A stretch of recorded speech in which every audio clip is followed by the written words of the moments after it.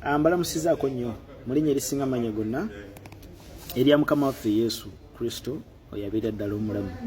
Nicholas wano nsinzidde wano Namayumba. Nja kwebaza Katonda ku lulwo gwe wennaali ampuliriza akuumya atya Mukama. Nzikiriza nti Mukama mwesigwa eri ggwe nange ampuliriza gy'osinzidde yonna.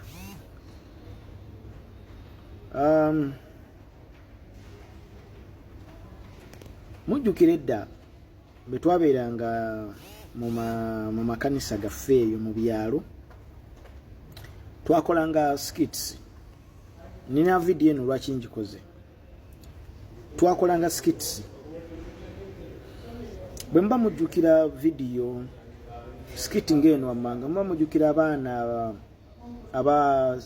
abawali ku Inaman bayogero bakola skit ey'olugendo oluyimba baleeta olugendo luwanvuye. Abaana bali awo ku Inaman olugendo lwawanvuye kati kulinnya nsozi. So ne bakola skits. Twakolanga skits ez'enjawulo. Nitulaga ebiri mu ggulu, nitulaga kino okufa kwa Kristo, okuzaalibwa kwe n'ebirala.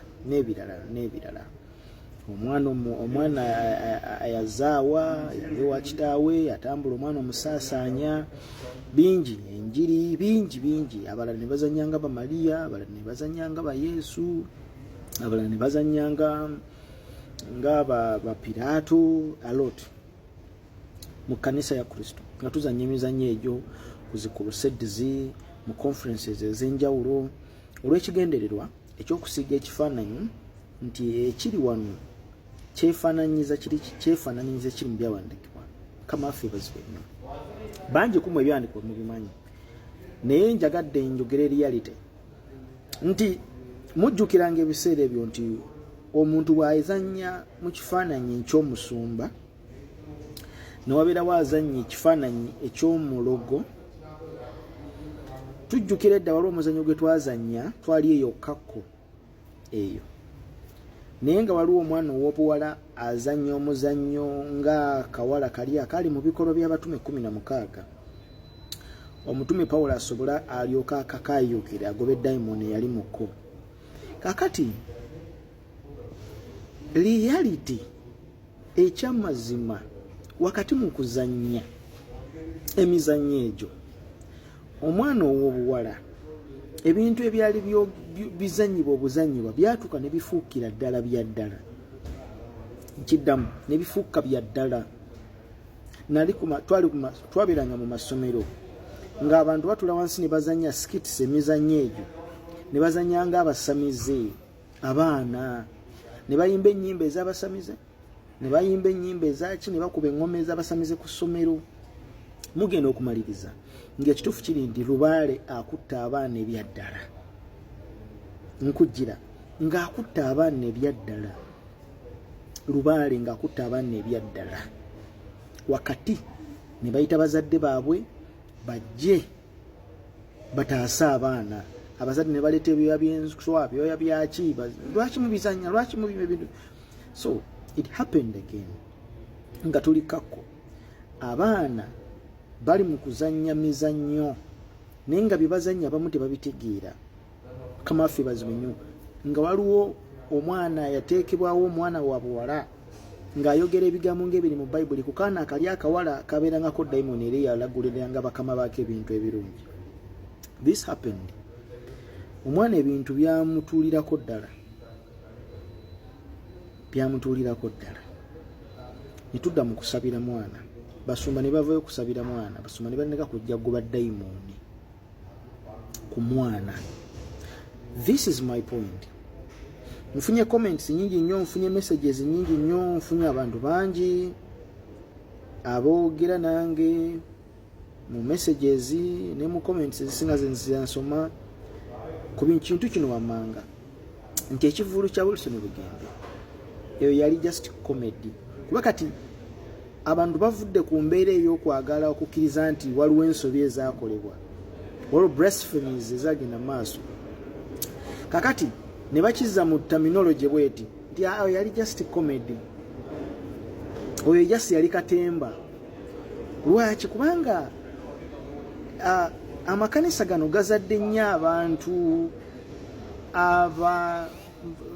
eno feno tukiyita jalala luzizi. Osobola okugula ekikopo ky'amata kimu n'okiteekamu ebikopo by'amata 5, ebikopo by'amazzi 5. Ago tebaga tegakyali mata, agamata gaba ga luzizi. Kitegedde ekikopo kimu taddemu ebikopo 5 eby'amazzi. Ekyo kiba lubeera luzizi. Kati tulinamu abalokola ab'oluzizi, naye ng'abalokole bano bameruse mu kkanisa olw'ensonga enjiri ebuulirwa n'ebintu ebibalaba ebigenda mu maaso. Ddala mu mulembe guno gwe tulimu, tuli nnyo mu mulembe ogw'abantu abasaagala kugambwako wamma mu jjeema. Omusumba n'akusomera ekyawandiikibwa nga kigamba nti Yesu yagamba jangu nga bw'oli musumba mulamba, naye nga tekibangayo ekyo ne kifuuka kiki era n'abatwalira awo. Kati bangi nnyo bw'oli mu kusanga yabadde komedi, kati kasuka okuyimirira ku luggi lw'eggulu, eyo yabadde komedi. Ekyo kibi ery'eggulu lyammwe mu ggulu mulinayo ki? Bali mu kkanisa. Kati tulina bangi nnyo abafaanaganako bwe batyo, era ekkanisa bw'eri mu kutambula toyogera, sirika. Naye kasuka okutuula ku mulyango gw'eggulu, ku mulyango mukole sikiiti eraga ebiri mu byawandiikibwa. Kasuku yennyini nga takkiriza nti Wilson Bugembe musumba, kubanga ebigambo bye biva mu kamwa ke, ng'akugamba nti Wilson Bugembe amukkirizaamu nnyo ng'omuyimbi than a pastor. What does that mean? Kasuku n'enjiri etagimanyi nnyo, naye amanyi nnyo nti muyimbi than a pastor. That's a big statement. Kati okwata omusajja ng'oyo Kasuku mumuteeke ku muzannyo wali eri azanye skiti, kale nzikiriza mwazanye comedy, azanye skiti erage ebifa mu ggulu. Omusiraamu ayingire, mukatuliki ayingire, ani ayingire. Kati bwe mubagambako nga batandika obagamba nti mwe muli ba assistant God, mwe muli ba deputy Jesus. Kati enjogera efaanaganako bweto mugyegendereze abalokola abalina comment ezifaanaganako bwe zito, era abalokola bavaamu ebigambo ebifaanaganako bwe bityo. Si gwe deputy God, si gwe deputy Jesus, si gwani ye assistant God.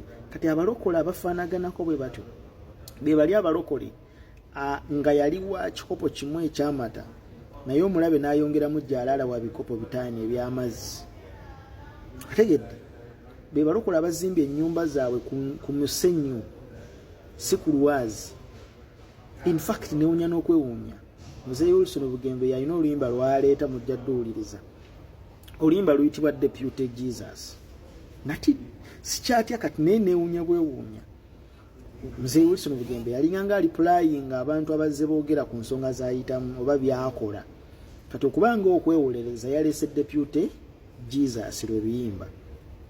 Skits ze twazannyanga, abaana basookanga na kubasabira, abalala ne bava ne babasabira olw'ensonga nti ensi ey'omu mwoyo erina ebintu 3 byerina. Ensi ey'omu mwoyo gino emyoyo tegisonyiwa, gino emyoyo tegina kye bayita katemba. Ensi ey'omu mwoyo terina komedi, ensi ey'omu mwoyo teyirabira. Mujjukire Kristo ng'ayogera ku mizimu egyava ku muntu, ne guva ku muntu ne gugenda, ne gukomawo gunoonya ennyumba yagwo oba ekyali, ne gusanga ennyumba nsi nteefu, ne gwetaginiwaajyo emirala 7.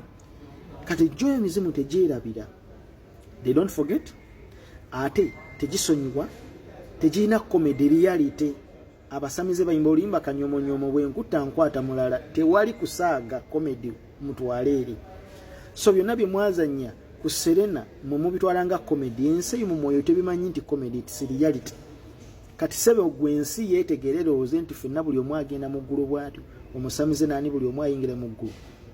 Kakati Bugembe yafulumiza oluyimba lujja mujja dduulira Deputy God okwata ku ttama na weewuunya. Yoli ayimbanga kani, yoli owedde owa yero, yona ayimba olwaleero Deputy God. Bi Deputy God ebigambo ebyo bimwogera Deputy God, simanyi assistant God. bintu by'abantu abaagwa bane tuddeyo ku musingi gwa Kristo. Mbaagala nnyo mweraba.